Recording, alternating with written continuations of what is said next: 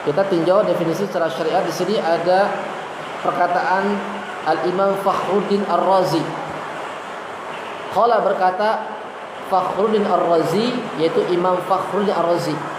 Imam Fakhruddin Ar-Razi ini merupakan ulama dari mazhab Asy-Syafi'i dan beliau bermanhaj Al-Asy'ari. Tapi ini dimasukkan oleh Al-Syekh Wahid Al-Salam Bali karena beliau memang ulama besar, kemudian karangannya banyak, baik dalam bidang ilmu fikih, dalam bidang ilmu tarikh, dalam bidang ilmu bajak ya apalagi kalam, dan dalam bidang ilmu yang lainnya sangat banyak sekali. Dia ulama besar. Dan beliau mengarang juga kitab Al-Wajiz karangan Al-Imam Al-Ghazali, cuman keburu meninggal sehingga tidak selesai. Ini secara istilah. Jadi kalau ada definisi lugha dan istilah, mana yang dipakai istilah, karena istilah itu sudah digali secara syar'i. Secara istilah, sihir itu ialah mukhtasun bi kulli amrin. Jadi setiap perkara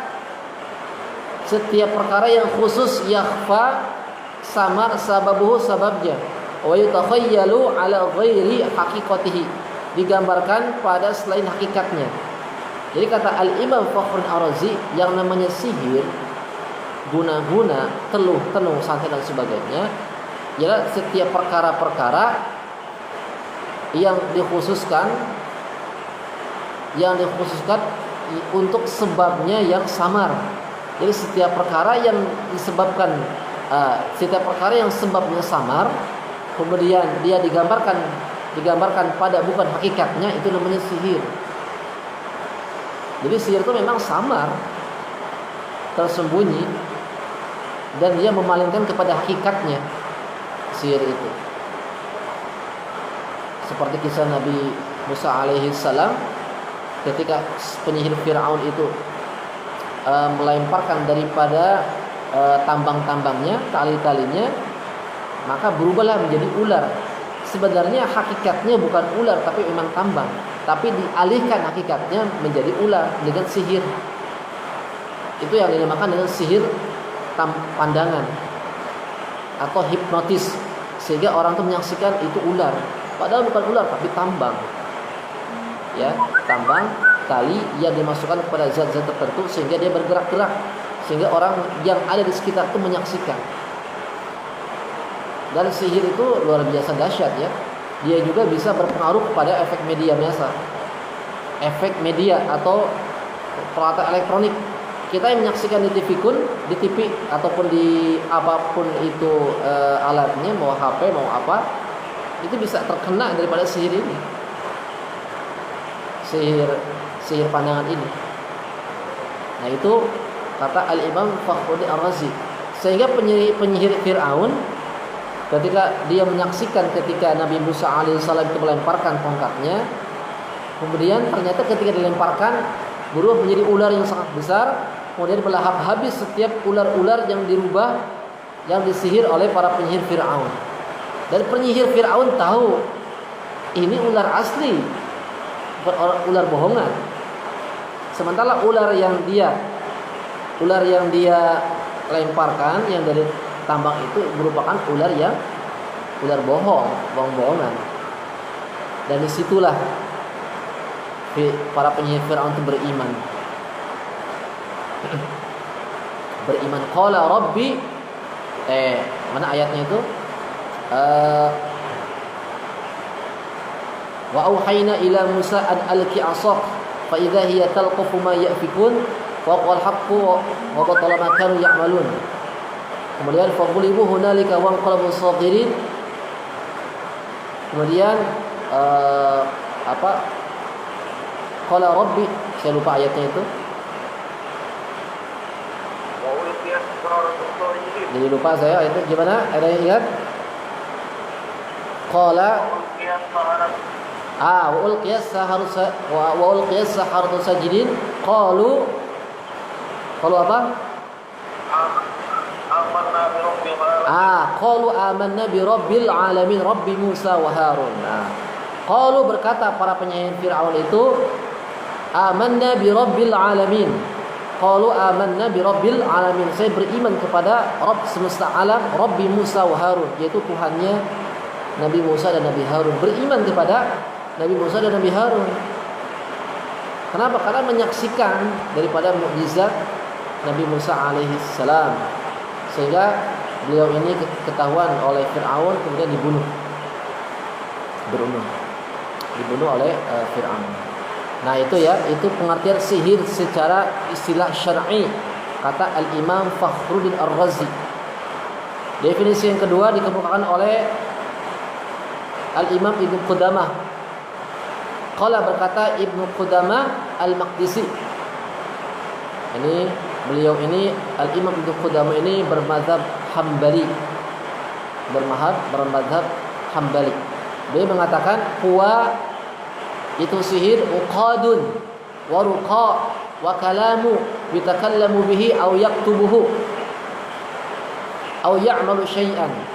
Sihir itu berupa uqad, yaitu simpul-simpul, ikatan-ikatan, wa ruqa, kemudian perkataan-perkataan, mantra-mantra, wa kalamun yatakallamu bihi, perkataan-perkataan yang diucapkan, aw yaktubuhu, kemudian yang dituliskan, aw ya'malu syai'an, dan pekerjaan-pekerjaan yang dilakukan.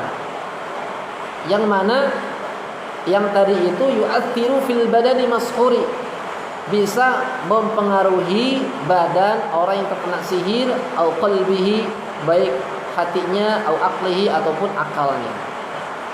Min ghairi mubasyaratillah, dengan tidak langsung. Nah ini definisi yang dikemukakan Al-Imam Al-Maqdisi. Definisi ini definisi sihir secara teknis. Dan ini definisi yang yang benar-benar sesuai dengan fakta. Ketika saya menghadapi kasus-kasus sihir, memang definisi ini definisi yang sesuai dengan fakta. Teknisnya itu betul-betul pas. Jadi Imam Ibnu Qudamah itu benar-benar pas mendefinisikan. Jadi memang uqad itu, simpul ataupun buhul itu suka digunakan oleh para penyihir. Bahkan para penyihir sakti itu pasti dia menggunakan uqad.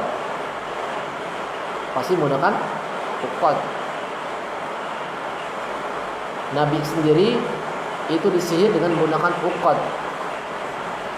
Wa min syarrin nafatsati fil uqad. Itu kan dalam surah Al-Falaq. Allah itu memerintahkan kepada kita wa min syarrin nafats, untuk berlindung dari kejahatan nafats yang dihubuskan fil uqad, pada buhul-buhul. Nah, di sini tafsirkan oleh Al-Imam Ibnu Katsir dengan hadis tentang Nabi itu pernah terkena terkena sihir oleh orang Yahudi yang bernama Labid bin Al-Aqsam. Beliau disihir dengan menggunakan rambut Nabi disertai dengan sisirnya dicampur dengan kulit mayang kurma jantan. Kemudian dikubur di Sumur Darwan. Ada sebagian mengatakan dikubur di wilayah Sumur Darwan supaya efeknya lebih dahsyat. Dengan tujuan untuk membunuh Nabi. Akan tetapi karena Allah melindungi Nabi Allah Muhammad SAW, sehingga sihirnya itu dilemahkan, sehingga tidak berdampak pada badannya, pada fisiknya. Cuman berubah menjadi sihir mani', sihir yang mencegah, yang tadinya beliau hendak mencampuri istrinya, itu tidak bisa. Itu dilemahkan sihirnya.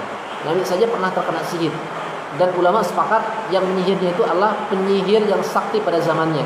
Labid itu penyihir yang sakti, dibayar dengan beberapa dinar untuk membunuh Nabi, dan dia mendapatkan rontokan rambut Nabi itu dari salah seorang anak kecil yang menemukan, kemudian diserahkan kepada Labid. Itu menggunakan buhul sihir. Jadi uqad itu pas ya, kata Imam Ibnu Qudamah, pas itu dipraktekkan, dilaksanakan oleh para dukun. Saya sendiri pengalaman ketika meruqyah beberapa pasien, tahun 2015 kalau nggak salah waktu itu. Waktu saya sedang daurah di kota Ciamis, ditelepon oleh saudara itu, ada saudara yang masuk rumah sakit dikarenakan katanya sih dokter itu memprediksi, bukan prediksi, ini hasil observasi karena di scan ya, di apa namanya, di foto itu, di ronsen itu ada batu empedu sama batu ginjal. Batu empedu yang paling kuat itu batu empedu dan kelihatan. Saya ruqyah secara jarak jauh karena waktu itu jauh.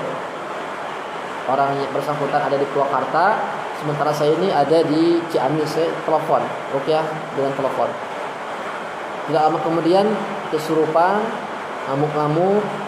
Setelah itu langsung bisa tidur. Padahal sebelumnya belum, tidak bisa tidur, sakit, menahan sakit di area perut yang sebelah kiri kanan kalau nggak salah. Setelah diruqyah bisa tidur. Kemudian dicek sama dokter, besoknya ternyata hilang, batu empedunya hilang. Setelah itu saya pulang, sengaja saya pulang, ruqyah ulang kembali secara langsung, kemudian muntah, dan alhamdulillah akhirnya sembuh. Nah, ketika beberapa hari kemudian pasien tersebut, orang tersebut itu kumat lagi. Saya di sini mulai berpikir, ini kok kumat lagi? Kemarin sudah sembuh kok kumat lagi? Ini, saya curiga ini ada buhul-buhul yang ada, atau buhul-buhul yang ditanam baik dalam rumahnya atau dalam badannya. Kemudian saya cari dengan cara apa? Dengan cara ruqyah tentunya. Ruqyah orangnya sambil dalam keadaan mencari buhul. Nanti kita ajarkan ya bagaimana cara mencari buhul. Cari buhul itu kita meruqyah orangnya sambil keliling-keliling rumahnya. Itu namanya pencarian buhul, ruqyah pencarian buhul. Karena pada dasarnya kalau orang yang terkena sihir kemudian dia akan berpapasan dengan buhul, itu akan ada efek tertentu. Itu caranya ada ya. Nah, itu kita ketemukan ketika kita keliling di daerah, semua rumah kita lalui ya, sambil dibokong di kamar, dapur, ruang tengah.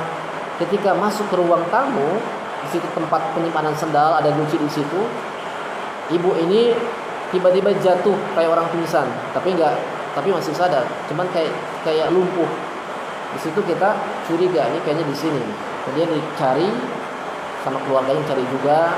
Kita cari benda-benda yang mencurigakan, dikeluarkan benda-benda di situ. Nah, ketika kita menelusuri ada guci hitam, kemudian dikeluarkan barang-barangnya, itu ada daun-daun jambu yang dimasukkan ke dalam guci. Ini nggak wajar kok ada daun jambu di situ. Anak-anak jarang main-main kayak gitu. Itu dibongkar, dikeluarkan. Terus ada benda mencurigakan. Bendanya itu berupa serbuk dibungkus dengan kertas koran dengan rapi, dibungkus lagi dengan kertas serbuk ya.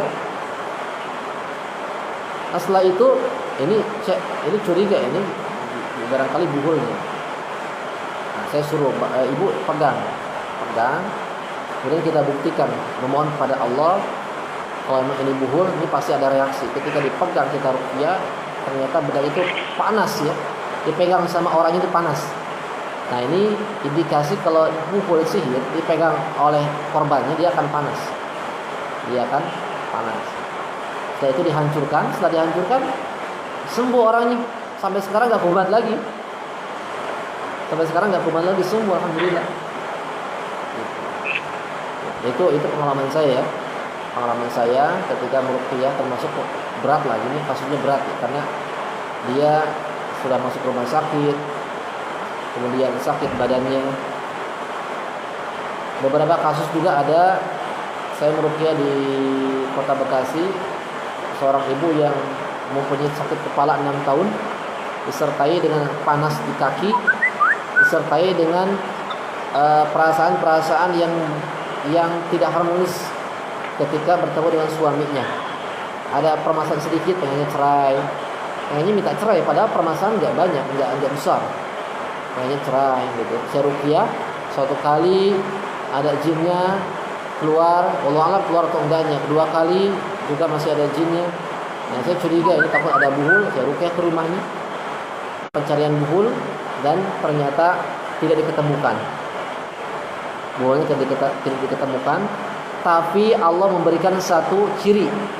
Nah, itu tadi ketika kita ruqyah dalam keadaan si ibu ini berjalan di setiap penjuru rumah, ketika masuk ke areal garasi tiba-tiba pusing. Kok aneh? Di ruangan tertentu nggak pusing, ke kamar nggak pusing, ke dapur nggak pusing, ke depan rumah nggak pusing, ke garasi pusing. Kita cari nggak ketemu buhul. Kalau buhul nggak ketemu, Allah memberikan semacam keyakinan kepada saya, kayaknya sihirnya itu di bawah ini, di bawah tanah, bisa di pondasi, bisa di mana, wallahu alam. Kok bisa? Bisa saja jin yang nyimpen. Jadi saya putuskan waktu itu sama teman-teman, kita buat air ruqyah 1 ember, siram, disiram garasinya sampai menggenang. Tidak lama kemudian sembuh, luar biasa, sembuh ya. Itu 6 tahun penyakit kepala sembuh seketika. Padahal beliau itu sudah bosan ke dokter, sudah diperiksa ke dokter spesialis saraf, spesialis organ dalam, udah dicek rongsen, dicek di scan juga normal, mengatakan normal. Sampai cabut gigi, takut dari gigi katanya, dicabut juga normal. Tes gula darah normal. Itu beliau itu seorang istri polisi ya, perwira polisi. Itu makanya luar biasa. Disiram wilayah-wilayah yang dicurigai di surga buhul, langsung terputuslah mata rantai buhulnya. Nah, itulah pentingnya kita meruqyah menggunakan ilmu. Di sini para ulama sudah menggariskan bahwa sihir itu dia mayoritas menggunakan uqad, dan yang sihir-sihir yang sakti, yang keras itu menggunakan uqad. Apakah ada sihir yang kuat? Ada ya. Sampai sekarang saya punya pasien mendapatkan sihir pelet, sihir mahabbah. Sampai sekarang masih belum sembuh. Ada kali 20 kali saya ruqyah belum sembuh ya, tapi Allah ringankan. Tadinya mau gila ya, ya Allah, murung terus kemana-mana, ingat dia. Itu di ruqyah mulai sihirnya mulai melemah. Suruh nikah baru melemah, tapi malah berbalik kepada suaminya, cintanya malah ke suaminya. Tapi masya Allah cemburuannya luar biasa, sampai pusing suaminya. Nah, itu pengalaman saya ketika meruqyah. Ini saya kaitkan dengan ini ya. Ketika saya membahas, saya akan kaitkan dengan fakta-fakta di lapangan. Jadi sihir itu berupa uqad, yang kedua uruqa, mantra-mantra. Kalau dalam surah Al-Falaq itu min syarrin nafath, hembusan yang dihembuskan ya. Jadi mantra yang dihembuskan kepada uqad. Jadi biasanya uqad itu macam-macam ya. Uqad itu, buhul itu bisa berupa tanah kuburan. Tanah kuburan itu termasuk uqad, buhul. Tanah kuburan, kemudian telur angsa, kemudian boneka-boneka ya, yang tujuannya untuk menyakiti, kemudian bekas pakai korban atau bagian tubuh korban, kayak Nabi itu kan pakainya bagian tubuh, itu rambut. Yang paling mudah memang rambut sama sisir juga, sisir Nabi ya. Bekas pakaian korban yang masih bau keringatnya, nah itu sangat efektif untuk menyihir. Foto juga sama, bisa jadikan buhul sihir. Jadi benda-benda yang dijadikan untuk aktivitas sihir itu yang dinamakan dengan buhul sihir. Paku dicampur dengan macam-macam ya. Itu adalah uqad. Itu termasuk ke dalam uqad. Dan uqad itu bisa bendanya, kemudian bisa pengaruh efek mantra juga disebut uqad. Jadi ketika mantra ini diucapkan, maka mantra ini akan mengikat barang. Nah gitu ya. Dan ikatannya ini disebut uqad. Bisa itu juga, uqad itu bisa didefinisikan ikatan yang tidak terlihat. Jadi ikatan yang dikeluarkan oleh mantra sehingga mengikat. Tadinya batu cincin gitu ya, batu cincin biasa. Ketika diucapkan mantra maka menjadi buhul karena terikat dengan mantra. Begitu. Cara melepaskannya harus dilepaskan ikatannya. Saya pernah meruqyah orang yang was-was syaitan sampai kalau mandi junub itu 4 kali, wudu itu was-was. Diruqyah batunya maka hilang was-wasnya. Oh ternyata berarti was-was itu berasal dari batu tadi. Batunya diruqyah dengan cara dimasukkan ke air ruqyah hilang. Berarti hilang tuh uqadnya. Ikatannya itu simpul itu hilang. Karena dengan proses ruqyah. Uqad ini bisa ikatan yang mengikat barang tadi, bisa barang itu sendiri disebut uqad. Waruqa mantra-mantra. Mantra pun itu termasuk ke dalam kategori sihir. Ya, mantra-mantra itu, mantra-mantra biasanya tidak bisa dipahami mantra itu. Yang bisa memahami hanya syaitan, karena sihir itu berasal dari syaitan. Mantra-mantra. Saya pernah meruqyah orang yang mempunyai jin peliharaan. Dia rahasia teman saya, termasuk teman saya sih ya. Ketika dia mendatangkan jin itu menggunakan mantra. Ternyata mantranya itu mengubah lafaz bismillah. Yang tadinya bismillahirrahmanirrahim diubah menjadi bismillahirrahmanirrahim. Luar biasa ini udah kufur ya, ya Allah ya, sampai mengubah isi Al-Qur'an. Itu ketika dia mengucapkan begitu, itu jin itu berdatangan. Itu cara mendatangkan jin. Tapi jangan dipraktekkan ya, hati-hati. Ini pengalaman saya ketika meruqyah. Jadi mantra itu ada ya digunakan. Wa kalamun yatakallamu bihi. Si penyihir juga terkadang mengeluarkan kata-kata pengiring. Wa kalamun, perkataan-perkataan yang dikatakan oleh dia. Setiap perkataan yang dikatakan dia termasuk sihir juga. Mantranya tidak mengerti, ada perkataan yang mengerti. Fulan bin fulan, insyaallah, bukan insyaallah, dia akan mati ketabrak ini misalkan. Dia akan mati tertusuk itu. Itu termasuk sihir juga karena dia diucapkan ketika mau menyihir korbannya. Au yaktubuhu, terkadang sihir juga berupa tulisan. Sihir berupa tulisan. Dia tulis mantra-mantranya kemudian dikubur. Dia tulis mantra-mantranya kemudian disimpan di dompet. Itu juga termasuk sihir. Au ya'malu syai'an, dan dikerjakan. Sihir juga berupa aktivitas. Menyembelih kambing, menyembelih ayam, kemudian menyediakan degan, kopi hitam, kopi pahit, bakar menyan, itu kan aktivitas. Itu termasuk sihir. Kata Al-Imam Ibnu Qudamah. Yang semuanya tadi itu bisa berefek pada badan, bisa merusak badan, bahkan akal, kemudian hatinya. 3. Sihir itu bisa merusak badan, bisa cacat, bisa buta. Saya pernah meruqyah orang yang sampai buta nggak selamat ya. Saya pernah meruqyah juga orang yang sampai keluar dari kakinya itu semacam tali. Jadi saya nggak lihat orangnya yang nyaku, keluar tali sampai kayak binatang kayak cumi-cumi pada keluar gitu ya. Nah, itu pernah saya meruqyah 2 hari diruqyah, kemudian sembuh. 2 minggu kemudian orang yang menyihirnya, orang yang hasutnya itu minta maaf ya. Ternyata mantan suaminya dan suaminya. Nah itu itu berefek kepada badan. Ada yang berefek kepada hati. Nah itu yang dipakai sihir-sihir mahabbah ini, yang pelet-pelet itu. Dia merusak hati.